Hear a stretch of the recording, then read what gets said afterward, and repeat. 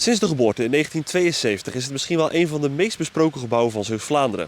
Ik heb het natuurlijk over het stadhuis in Terneuzen. Het gebouw van Jaap Bakema staat op de lijst om Rijksmonument te worden in 2026. En daarmee wordt het een cultureel erfgoed en moet de gemeente het blijven onderhouden en mag het niet verwaarloosd worden. Maar ja, de meningen over het gebouw verschillen nog wel eens. Het is tijd om de mening van de Terneuzenaren te vragen over het gebouw.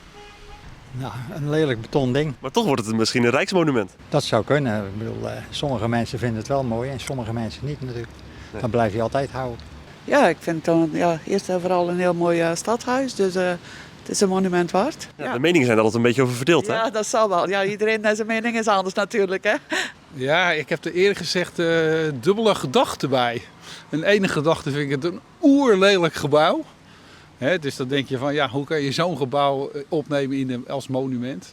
Andersom is het natuurlijk wel uniek in de periode dat het gebouwd is. Gemeente Bodekezen snapt de kritiek op het stadhuis wel en vertelt dat het bij hem ook even tijd nodig had. Ik heb er altijd begrip voor. Ja, natuurlijk. Het hoeft niet alleen een gebouw te zijn. Er kan in allerlei ontwerpen zijn die je niet per se mooi hoeft te vinden. Maar in dit geval, ja, ik vind het ook heel erg mooi.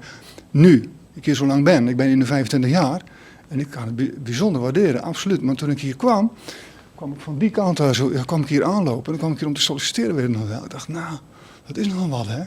Niet waar? Het was geen liefde op het eerste gezicht. Waarom vindt u het nou niet zo'n mooi gebouw dan? Er straalt niks uit, dus allemaal grauw en...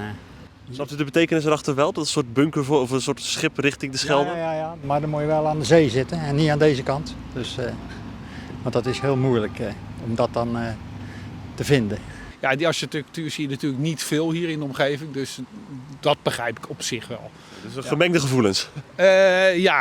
Voor mij mogen ze het ook totaal plat leggen en iets moois bouwen, maar ik snap ook architectonische waarde, dus dat begrijp ik volledig ook. Maar ik kan me er wel indenken dat oudere mensen, die dus de Tweede Wereldoorlog nog hebben meegemaakt, en die zagen hier zo dat beton allemaal oprijzen, gedurende het gebouw. En dat is gedachte van, jongens, wat gaan ze hier nou toch allemaal doen? Ja, echt en waardoor het dus de bijnaam de bunker kreeg. En na al die jaren moet Kees ook wel een favoriete plek in het gebouw hebben, toch? En wat mooi wat het gebouw is, ik vind onder andere de tweede verdieping, waar de trouwzaal is en de raadzaal is,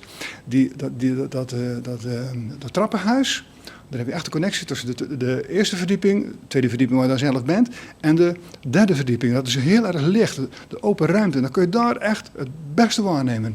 Als de officiële procedure is afgerond, zou begin 2026 de status Rijksmonument toegekend moeten zijn. Maar tot die tijd is het voor veel mensen gewoon nog die bunker.